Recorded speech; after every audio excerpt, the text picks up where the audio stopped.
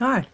It's the Practical Prayer Podcast pre-show on the live stream on New Thought Media Network. Again, it must be Monday at 1 o'clock Eastern or 11 o'clock Mountain. You should see me trying to deal with these time zones.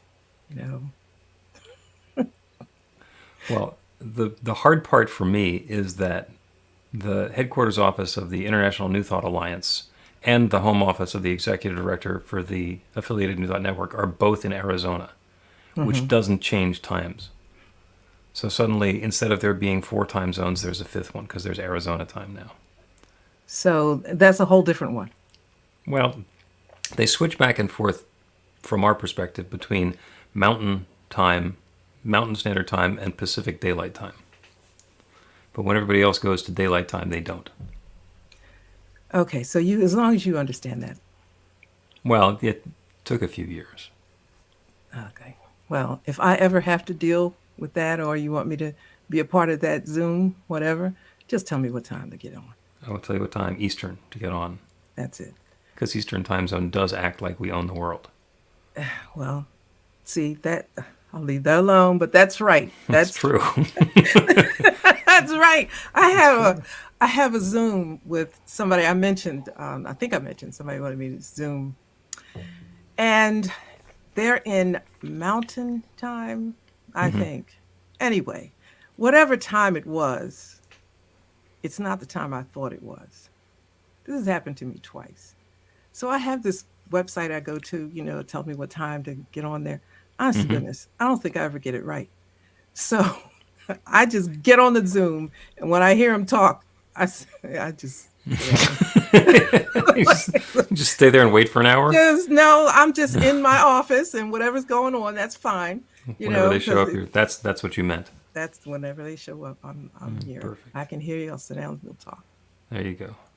There you go. So this is the pre-show portion of the Practical Prayer podcast, kind of the live studio audience. So if there's anybody with a comment on Facebook or the YouTube that you'd like to put into your into the commenting, we can certainly do some back and forth with you. Also, perfectly happy to take somebody's either prayer request that we can dive into and do the entire dissection of what do we really want to pray for when somebody's got a prayer request, or we can just do the prayer, and you can do that through the chat here, or contact me directly through the website bethelight.com, b-the-light.com. That's good. I'll read the Yeah, prayer request during breaks or whatever. yeah, Okay. yeah. Or use it as ammo, I guess, for next week. Yeah, that's good. That's good. Yeah, we can do that. So I think we're coming up on episode 52 is going live, I think, in the next week or two. So that's a year, 52. Yeah. yeah, of having been doing this on the podcast. And it's wonderful to go back and look at the progression of what's happened in this, because the questions get deeper and then I think maybe more insidious is the way of describing the way the questions have been going. And I particularly like episode 5, which is that was where we introduced ourselves and why the hell are we doing this podcast? I think it was called The Unlikely Duo. Oh, yeah. Yeah. Yeah, so that one kind of stands out for me. See, every time you say one you like, I have to go back and listen to it. See how it. What made this one so good? Yeah, well, all last summer I would listen to the podcast when I was riding my bike. And then it got too cold to ride my bike, and it's like, oh, now I need another reason slash excuse slash schedule to listen to the podcast.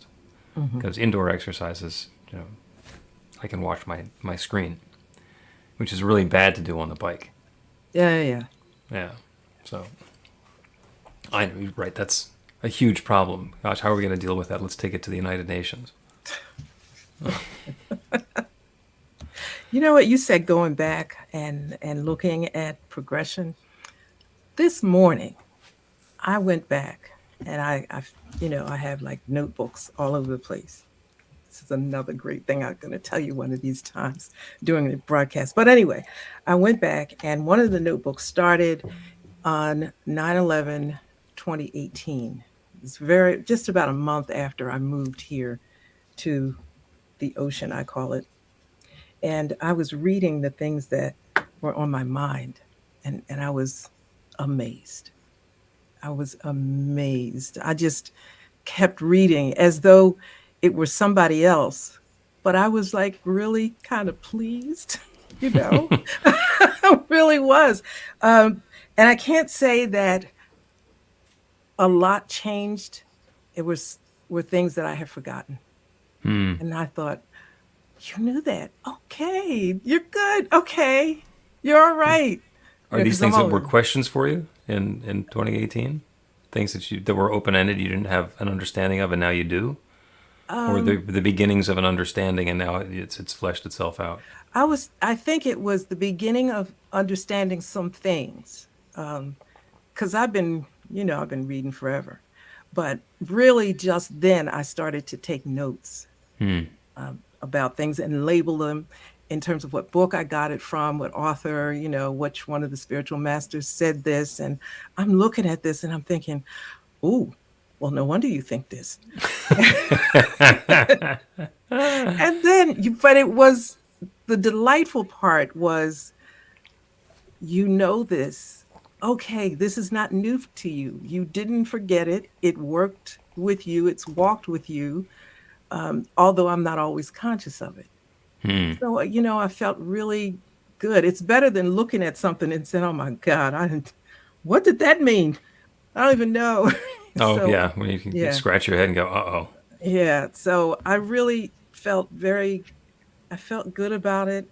In that regard, I thought, I wish I had stayed with it a little bit longer because it's so nice. What I learned was so nice, but other stuff gets in the way, and sometimes you just can't like always flow with what's nice, I guess. Well, yeah, but Okay. there's a lot about New Thought that's nice. That's Yeah. simply wonderful. So I'm Yeah. My glad I. talk, the talk that I did yesterday was about flexing your spiritual muscle, which is what you're doing, and it's just kind of building up some strength and some endurance Mm-hmm. for the long haul. Let us click the button and start the podcast, Okay. and we will record an episode. A practical prayer is a prayer that works. These discussions between Reverend Bill Marchiony and Carol Lawrence dive into the details of how it works and how to work it. Reverend Bill is a New Thought minister and the author of Practical Prayer for Real Results. Your new life begins with a new thought. Carol Lawrence is on a spiritual quest, finding the New Thought teaching after decades on the pulpit in 3 different traditional denominations. I've got some questions. Together, they're exploring the philosophy and activities that come together from many of the world's religions to create the practical spirituality that is New Thought.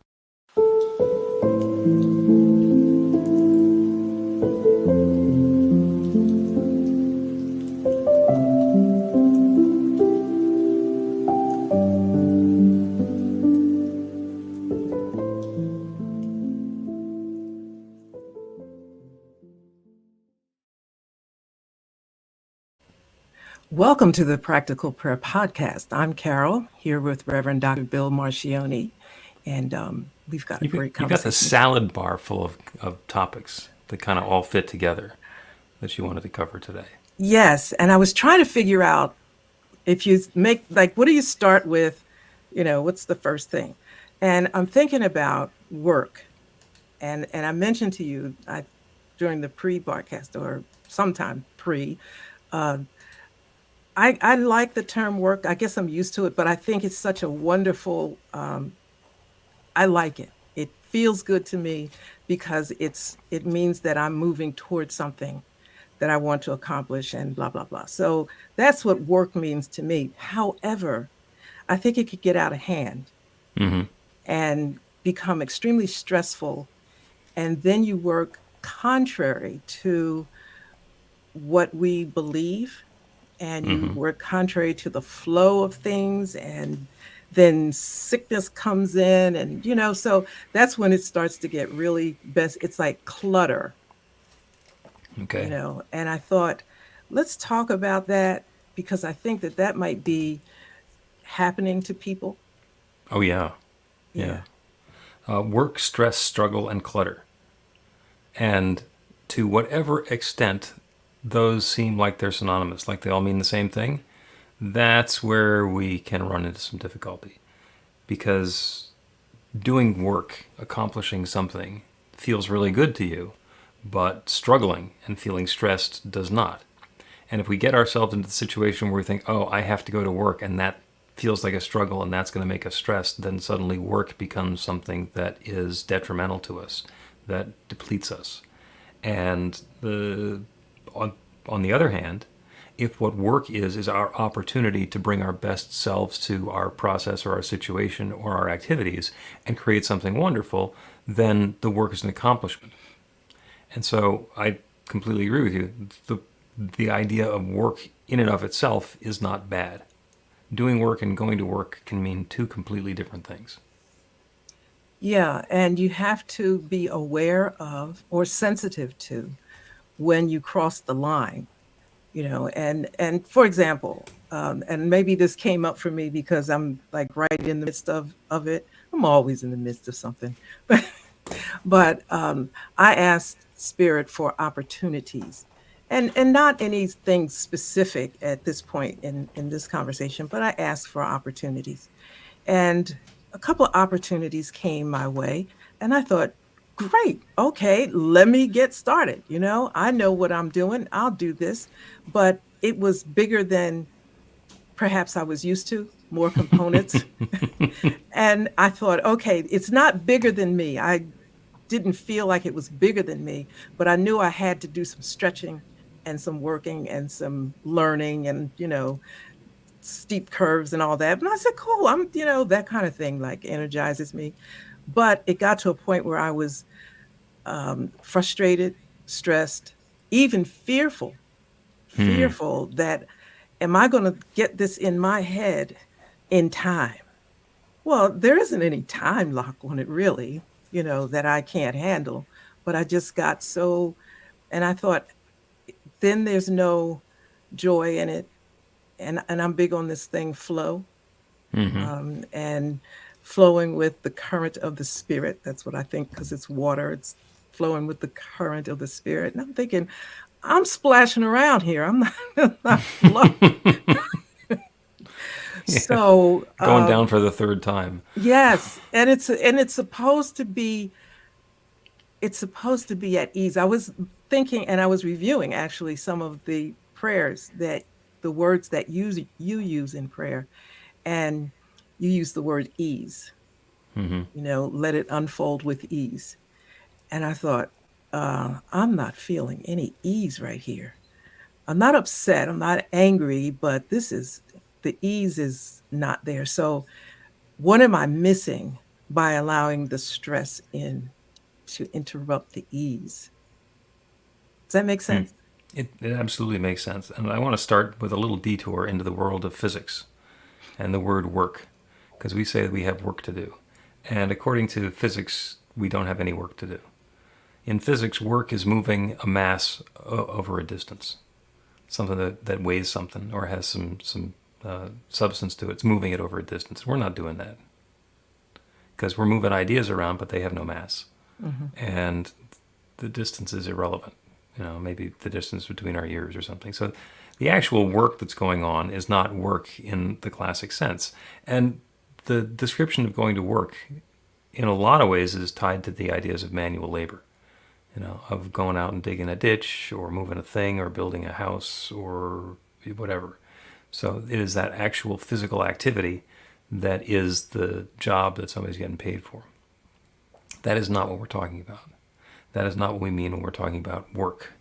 What we're talking about is much more like what Byron Katie means when she talks about the work, which is actually being able to focus our intellect and open our consciousness and do the spiritual activity that is required to bring us into a new place. So even though that's not the classic Newtonian physics definition of work, that's what we mean when we're talking about work. And it's not necessarily easy. And maybe it's not supposed to be easy, because when we're doing work, it's for our spiritual growth. And our spiritual growth always happens right outside the edge of our comfort zone. So there's going to be some mental, spiritual, emotional activity in getting ourselves out there into the question mark zone where we haven't already done it before, and we want to be creating something new. So that's, I think, the work. I like the idea you said at the question mark zone. And I think I don't really think about something being beyond my ability to do. Um, I'm sure there are things, but I don't ever think like that. I think, okay, I don't know this. Let me find the information and I'll get on it. And Asterisk, if you want to actually do it. if I actually want to do it. If you actually want to do it. And so if it catches my attention and I want to do it, I'll like I'll give up some hours of sleep and do it because I want to do it. But I like the definition that you gave. It's almost like you're doing it to help something new unfold. Mhm. A new skill or level of understanding is going to unfold with this work. Yeah. You know, I'm going to learn a new skill, which will be helpful, or something that I always wanted to do, or hey, this will work with this other thing. Right.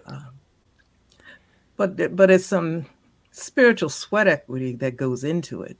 That's the word that I was going to get to next is sweat, because the other time that we describe work is when we go to the gym or do some other sort of a workout. And the number of times that I have gone to some sort of a physical activity establishment and the person working there says, enjoy your workout. It's like, okay, I'm going to come in here, I'm going to lift these things, I'm going to move these masses around for whatever distances they are, I'm going to get myself sweaty and clean up, and that's going to be called a good workout. And the reason we do that, by the way, unless you belong to a really strange gym, when you're done with your workout, all the weights are right back where they started. So according to physics, you have not done any work because that stuff is all in the same place. But the idea of going through that process, it's not about moving the barbells. It's about exercising the muscles. And so when we're doing our spiritual and emotional growth work, it's about exercising that spiritual muscle. It's about getting some tone and some strength in that muscle and then building up some familiarity with the process. If the first time that we have to do a prayer is when somebody's shooting at us, it's probably not going to be a really good prayer. If, on the other hand, we have gotten ourselves into the place where whenever a circumstance or situation comes along, we can turn to the infinite, we can take that into prayer, then we will have a tendency of our thinking and a tendency in our prayer lives to be able to do that in the event that something untoward or unfortunate or scary comes along. And no, I'm not going to invite anybody who's listening to this to be shot at. That is completely not necessary. But there are things that come at us from time to time, and being ready to, as we like to say, stop, drop, and pray means that those spiritual muscles are ready for that spiritual work that might be called on for that.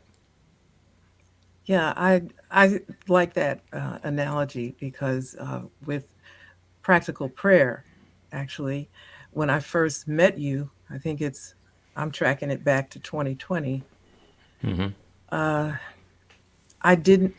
knew about the steps, but they didn't make any sense to me, Right. because and so I really, really, really struggled like you have no idea to try to make these steps make sense and do it in this order. And yeah, that was work. I might not have been moving mass, and so then I had to relate it to what I did know, and that was work. But to your point, when you get in a critical situation, which I have in a couple of times since 2021, most recently, um, I didn't have time to think. I just shifted into what I knew worked. I Mm-hmm. knew I didn't want to go before, I knew I didn't want to go that way. So I said, okay, what do you know about these 5 points? And I did it. And I can't say that I did it smoothly. I covered the bases now. I know I did that. I can't say I did it in order. But I did, but I realized that some of it was natural, you know, recognition. That's totally natural. The unity part became very natural now. It was the other part, that step 3 that I was struggling with. Now I said, look, listen, Spirit, this is what I want. Okay. This is what's got to happen. And I was really pleased in the crisis, actually, because I knew something and I had some spiritual muscle in it, and it may not have been smooth, and it might not have been, I don't know, as nice and respectable as I hear some prayers, people do these eloquent prayers. It was like, listen, this is what's got to happen here. And The I'm grateful. I am grateful to know it, and I'm grateful that it's happening, and so it is done. Yeah, I'm getting out of the way. I'm going to go do something else while this sorts itself out. Yeah. And that's the important part, that a practical prayer is a change in belief. It is a causative agent in the creative process in the universe. And by changing our belief about what could happen, we open up the new possibility for that to happen to us, for us, with us, as us. And to the as great a degree as we can let go of our attachment to how it's supposed to work, the more flexibility we're opening to in how that is all going to come into our experience. That's the real important part, is to take the situation, the circumstance that we're in, and say, oh, okay, this is not going in a direction that is leading to my happiness. So what do I want to have instead? Identify what I want to have instead, then turn it over to God. So if there's somebody if the truck is coming to tow my car away, what I don't want to do is a prayer that the truck doesn't tow my car away, because that's all about my car getting towed away. What I want to do instead is say, okay, in this circumstance, what would I like to have happen? I would like to have me and my car and the tow truck driver all in some harmonious situation where everybody winds up being satisfied and happy. Now, that I would be very happy if that does not include my car getting towed away. It could be that the guy is like mistaken my car for another car and then he drives right past. I mean, there are so many different possibilities for how that can go together that don't involve me having a fighting match or some screaming argument with the tow truck driver. What I want to do is look at the situation, say, what do I want to have instead? That's the pivot, to be able to turn away from what we don't want and open to what we do want, and then take that to prayer. And talk about that infinite aspect of God that could be applying here, and then identifying that divinity that's everywhere, that's everything, that is this goodness that I just claimed, is me too. And then claim, I know that the tow truck driver and my car and I and this entire situation is unfolding in perfection. And I'm grateful that it is. I let go of any attachment to knowing how that's going to work out. I'm just grateful for it, and so it is. And that's the prayer. And we can wrap that in as much flowery language as we want. Oh, by the way, if there's somebody driving down the street when a tow truck with, that's looking for my car, there's not going to be a lot of flowery language. There's going to be a fair amount of scrambling around and trying to quiet my mind to the point where I can actually get a couple of words connected together inside of my head. The flowery language is nice, but it's a bonus. It's an add-on. It's also because as you were going through that, I was thinking of the crisis situation that I was in, and I clearly remember everything I was thinking at the time. Uh, knowing a lot of what you said are things that we need to know ahead of time. We don't need to. It just helps. Well, I think you need to, because no, I really do, because that's the faith part. I know that whatever situation it is right now, I'm not in any kind of crisis at this moment, but I know that my whole Amen. world is about everything turning out for the good of everybody involved. That's what I want, right? I don't Yeah. want to have to think about that. That's just whatever. With my work, with the podcast, whatever it is, I don't have to think about that, because that's a part of who I am, what I'm about. So when the crisis comes, I don't really think about that. Mm-hmm. You know, um, And let me just be clear. I think I shared it with you that my husband was taken to the hospital at 4 a.m. in the morning, and of course the first thought was this is a heart attack, and everything was moving so fast that when the ambulance stopped halfway to the hospital and pulled over, the first thing I thought of, something is wrong, but I didn't have time, nor did I care to think about what was going wrong. The only thing I could think of is this guy is not dying. Okay. Spirit, this guy, because number one, he's not dying. You didn't tell me he was dying. Number two, I got 3 kids. I can't call them and tell them their father's dead. No. This, so, and I'm serious, I was thinking like that because the obvious good is that, he pulled through and whatever, but I didn't have time for all of this other thinking, you know, Right. all of that had to already be in place. I think that's why I read a lot so that you call it spiritual muscle, okay, Hmm. so that it's all there. This is me. This is what I think about God. I don't have to say it. I don't have to figure it out, you Yeah. know? And it tremendously helps to have done that sort of preparation and to have done the work and to have built up our spiritual muscle. Because as you point out, it is very unlikely that we're going to be able to do that in the middle of a crisis. Not Mhm. impossible. There are some people who actually manage to nail it in the middle of a crisis. But I spend too much time as a Boy Scout. Motto is be prepared. So, okay, Mhm. something might come along. Let's be prepared. Let's take a break, and I want to go back to the happy words that you were talking about, which are joy, flow, and ease. And I'm going to add one more onto that, which is effortlessness. Okay.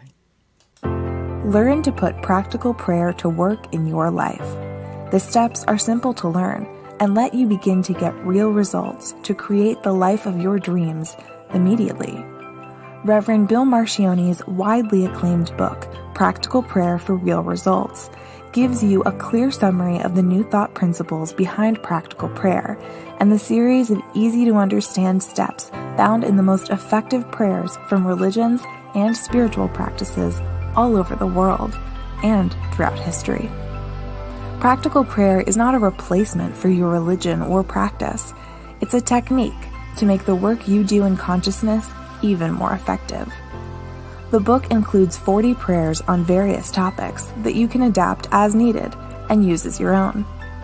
Practical Prayer for Real Results is available in paperback, Kindle, and audiobook on Amazon or at b-the-light.com. That's b-the-light.com. Welcome back to the Practical Prayer Podcast. I'm Carol here with Reverend Dr. Bill Marchiony. Before we get right into it, I want to say hi to Fiona because I saw you, Fiona, on another broadcast we were watching. So I'm starting to recognize people at different ones. And There you go. also, I love that term that Wayne used, holy in the flow, divine chill. You might see that again. I hope it's not copywritten. 'Cause I like that one. We're going to talk about effortlessness. And I love the notion of effortlessness because it's kind of the antithesis to work. When we think about work, it's something we want to accomplish and we have to put some muscle into it. There's going to be some sweat perhaps involved. There might be some time that's involved as well. And we can anticipate getting a very similar result or the same exact result in a way that doesn't require any effort from us. It's about opening up to different possibilities and being in the flow. If you have a barge and you need to move it on the Mississippi River, much easier to go downstream than to go upstream. Mhm. Going upstream, there's going to be a lot of effort and muscling involved. Going downstream, it's much less. So it's about being oriented in a way that where we're going and where we want to be going are in harmony. Yeah, and that's flow. Hmm, that's a little bit of what I've had to work with, now. I know what it is, and when I feel myself out of it, it's a it lets me know I need to get back in the flow, because you're not. I think of the, Buddhist monks that I hang out with occasionally talk about flowing like water. I'm thinking, ain't no water here. You are not flowing. And that must mean that I'm doing too much. Um, Probably either too much at one time or too much of what's not necessary. And that gets into some of the the downer words that you talk about, the stress and the struggle. Yeah. Yeah. As we know, there are 1,440 minutes in a day. And we get to use all of them. And some of them we use for purposes that we wouldn't normally, I have to spend time brushing my teeth, or I have to spend time sleeping, or whatever. It turns out that it's all important. And we use all 1,440 minutes, sometimes much more effectively or efficiently than on other days. And it's also possible to get ourselves engaged with a team of people that are all heading in the same direction, and we can accomplish 2 or 3 or 4 of us much more than 2 or 3 or 4 of us could do individually, multiplied by 2 or 3 or 4, just because of the efficiencies of scale and the cooperation that happens. So there are lots of different ways that the struggle and the stress and the clutter can go away. And we can drop the fear and turn ourselves to the successful completion and allow the ease and the flow and the grace and the effortless to happen. Yeah. Yeah. But we need to be conscious of making that happen, depending on your personality. Some people just have a chill personality. I which is nice. It's nice. I had to learn that. Like, I'm type A. Listen, why are we here? The meeting started at 9:00. Let's go. We don't have time to you should have gotten your coffee before you came in. That's right. It's 9:03. Why are we not done yet? Why are we not done yet? Are there any issues? But then I'm corporate grown, right? Where nothing mattered but the bottom line. And so I understand that. It fit. Right. But then new thought happened and I'm like, what? You mean this is the only way to, that God gets involved? I didn't see that. And that's speaking of, like God is an entity somewhere else. But now God is within me. Another big challenge. If God is within me, now I got to chill so God can emerge and this can flow. This is work. At the very least, it's surrender, and it's not familiar. It's not familiar. But the more you work at it, the more familiar it becomes. It feels nicer. So it's kind of a checkpoint for me. Now if I'm stressing, it's not what I like. So this must not be what I'm after. Mm-hmm. So there are 2 things in New Thought that we get to let go of. And the first one is blame. Because when things don't go the way we want them to go, we used to be able to blame either someone outside of us or God. Well, God didn't want me to have this. So this thing that I'm trying to create, and I didn't get it, and it's God's fault.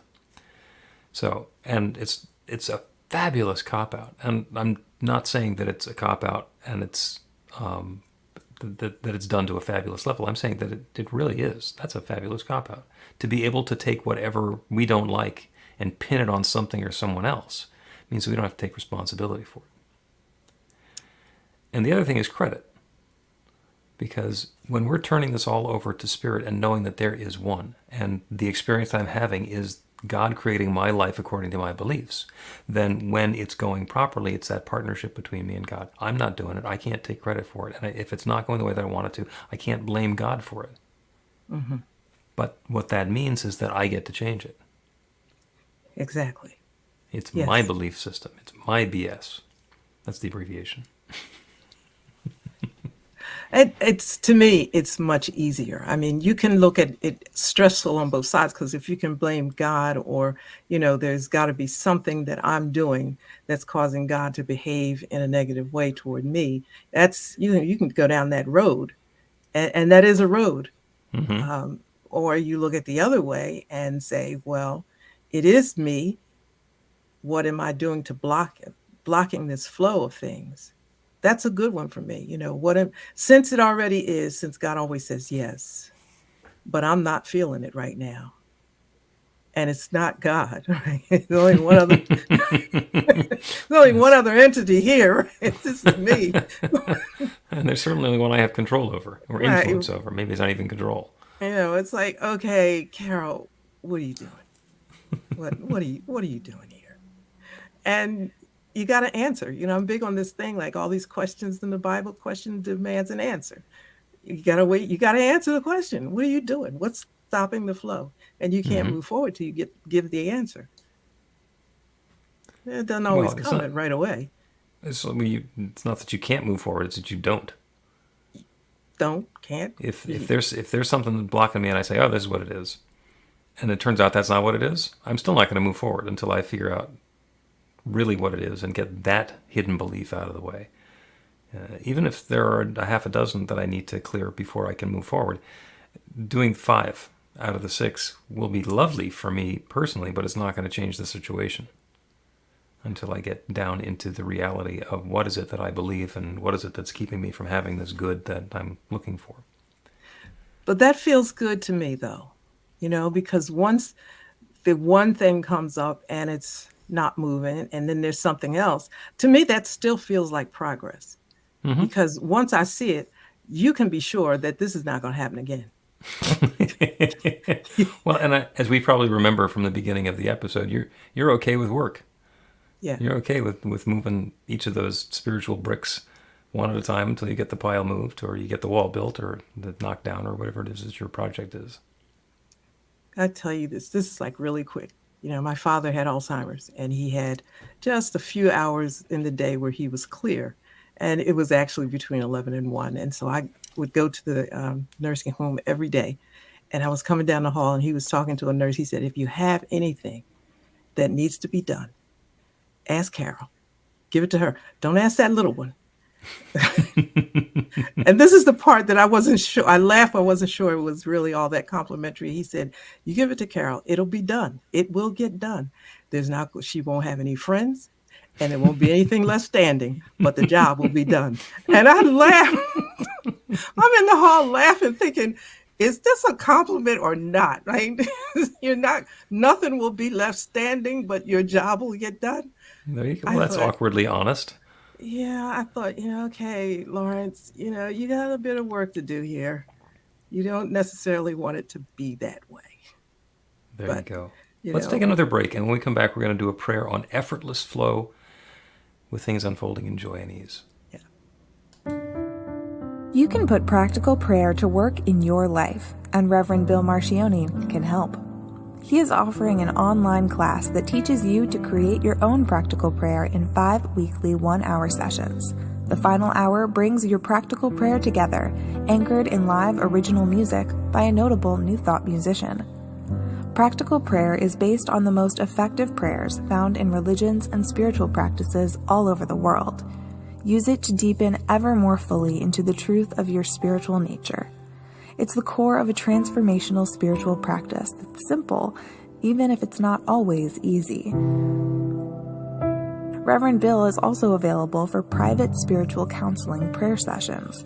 Together, you'll lean into the challenges you've experienced in life and explore the transformation that's possible through practical prayer. You'll uncover old, hidden beliefs and uproot them to make way for the life of your dreams. Everything you need to know is on the website at b-v-light.com. That's b-v-light.com.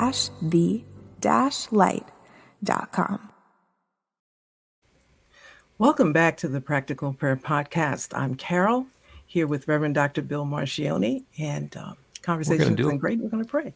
We're going to do a prayer, and based on everything we've been talking about work and stress and struggle and clutter and fearfulness, about all of that stuff not coming together, we're going to pivot.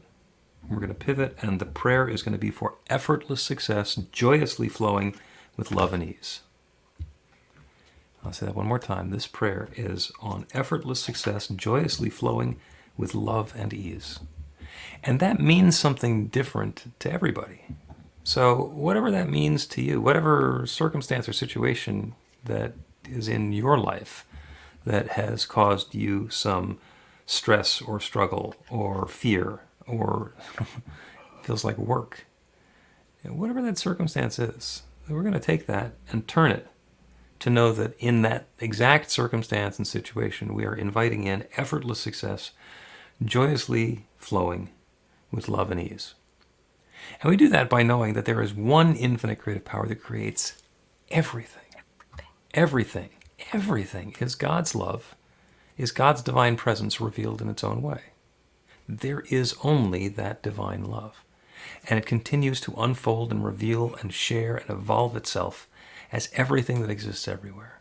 There is only this one life, this one source, this one love, this one infinite intelligence, this one divine energy that's sharing itself as its creation.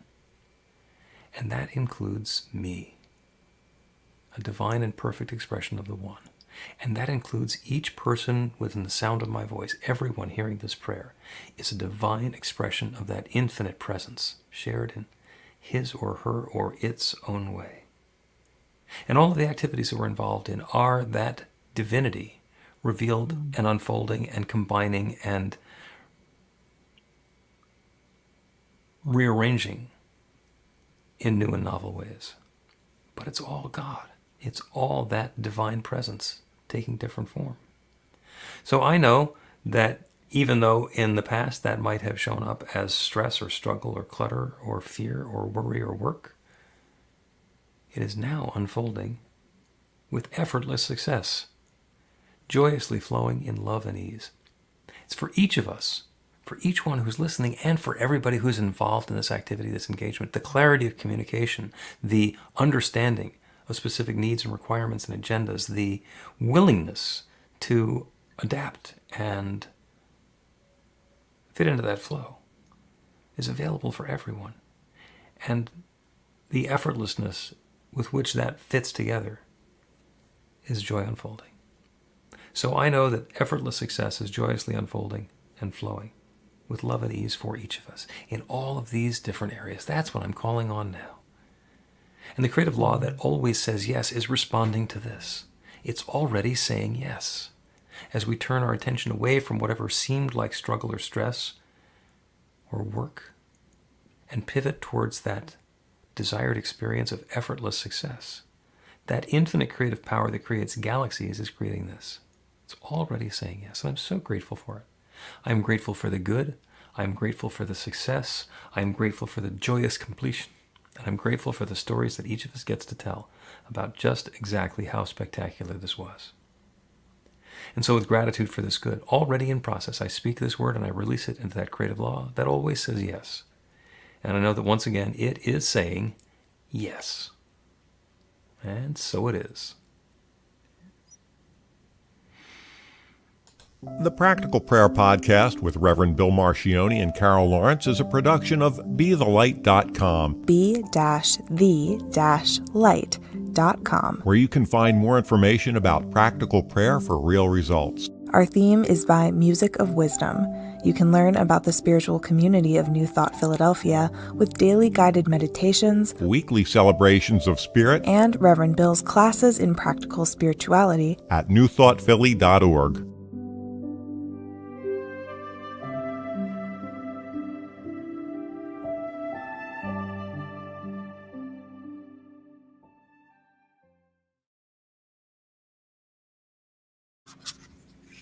And that's the podcast for today. Did you notice that we didn't hear from Steve until after the prayer was over? He's just outside revving around in the whatever motorized vehicle he has today. I did not hear Steve today. Yeah. How's that for a magical little blessing? Yeah, it is. It is. I love when that happens. I thought I heard him just a few moments ago, and I thought he must have heard, so it is. Turn the key. Maybe that's our answered prayer for this spring and summer season. Yeah. Is for Steve to be in his perfect place at his perfect time, and for the podcast to be in his perfect place and perfect time, and never the twain shall intersect. Great. I'm okay with that. Okay. And for those of you on the live stream that are listening, Steve's the guy who drives around in the tractor or lawnmower, whatever that thing is, outside Carol's window all summer long. Yeah. And and then when the weather changes, he trades it off for whatever the appropriate vehicle is for, like the snowblower thing. Oh, yeah. You know, it's just I think he uses it when there's no snow. Just he loves motorized stuff. I'm gonna have to come visit sometime and just see how magnificently manicured your grounds are. He is. He was on vacation, and I wondered why it was so quiet, But I thought he's not here. This is our second day, and so I got mounds and mounds of stuff. I recorded like crazy, because he wasn't here. But as soon as he got back, he got on, and I thought the grass must have grown like a millimeter taller than it should have been, and he's on Yep. it. Well, So and he's doing work. yes, He's moving that machine over a distance and taking the little heads off the grass and moving those into a different place. It's like, that's work. That's classic work. but you know what the joy is? He loves it. You can, excuse me, you can tell when you see him, he loves it, and that's kind of sweet to see. Well, isn't that the magic in finding our perfect work? Is that we get to do what we would do for free if we could afford it. Yeah, absolutely. I'm just saying to us, I've been blessed in my life. I've had, I think, 6 or 7 best jobs ever. So, Well, the one I have now is mine. I can't say I had 6 or 7. I had 1 or 2. Then a big, huge space in between. well, yeah, I'm definitely having one of them now, but there were ones in the past as well. Yeah, this is great. All right. Well, thank you to everybody who is listening on the live stream, New Thought Media Network. It is wonderful to have you. I've been told by Reverend Robert that a vast majority of the people who pay attention to this on New Thought Media Network watch the recordings rather than live. So the offer is still open. Go to bethelight.com, b-the-light.com, and put in a message there and send us a note about what you'd like us to either talk about or pray for, and we will wrap that, or we will how do they say? We will fold that into the batter as we're baking the next episode. You like that flowery word choice? Yeah, love it. Perfect. See ya.